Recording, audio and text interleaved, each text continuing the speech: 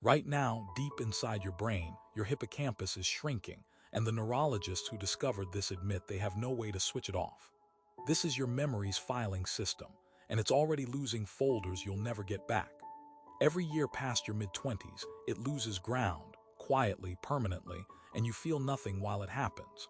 But high performers have found one way to interrupt it, and by the end of this, you'll know exactly what it is. Here's what that shrinkage is doing to you right now. Name slip. You walk into a room and forget why. You reread the same paragraph 3 times because nothing sticks. You call this getting older or being busy. It isn't, it's structural. The seahorse-shaped structure curled behind your temples, that's the hippocampus, and it's the only region in your adult brain that can grow new cells, which means the shrinkage isn't inevitable decline. It's a battle you're currently losing without knowing a fight is happening.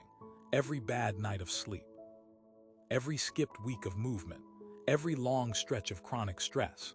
Each one tips the scale a little further, and the tipping compounds silently, year after year, until the losses feel sudden even though they were never sudden at all.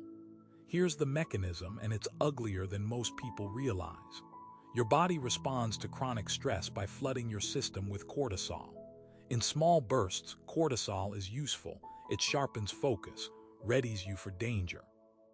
But your hippocampus is packed with cortisol receptors, more than almost anywhere else in your brain, which makes it exquisitely sensitive to prolonged exposure.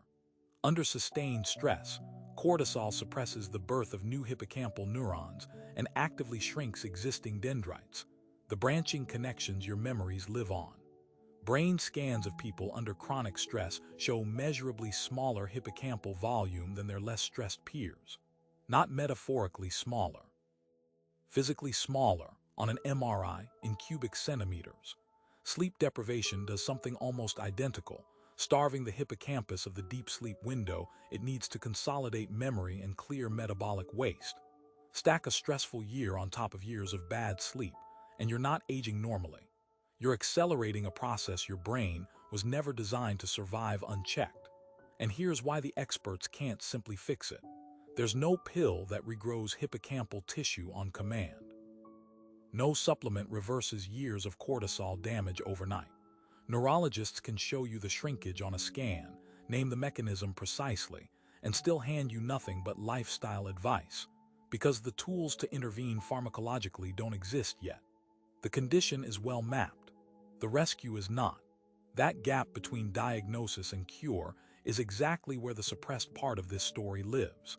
Now here's the twist that flips what you've probably been told. You've likely heard that brain training apps and crossword puzzles protect your memory. They largely don't. Studies tracking heavy brain game users show improvement on the specific game, and almost nothing that transfers to real-world memory or measurable hippocampal volume.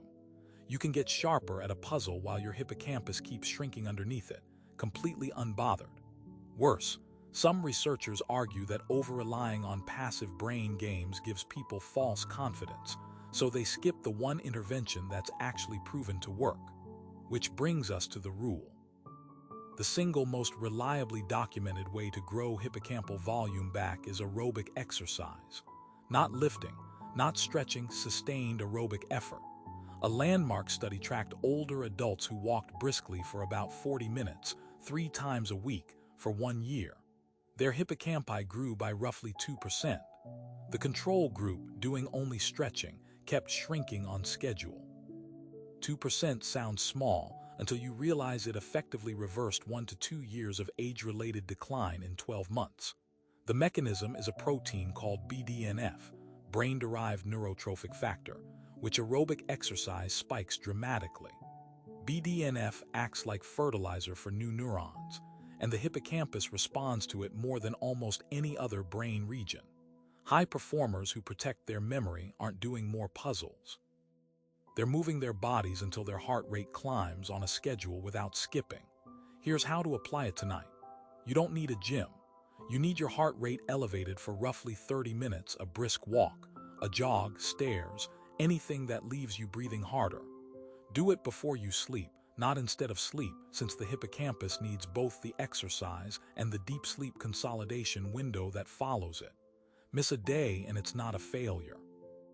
Miss 3 weeks in a row, and you're back to net shrinkage. But the hippocampus isn't the only region quietly working against you while you feel nothing at all. There's another structure, deeper and older, that decides whether you panic or stay calm before you've even consciously registered the threat. And it's rewiring itself right now, based on habits you don't even know you have.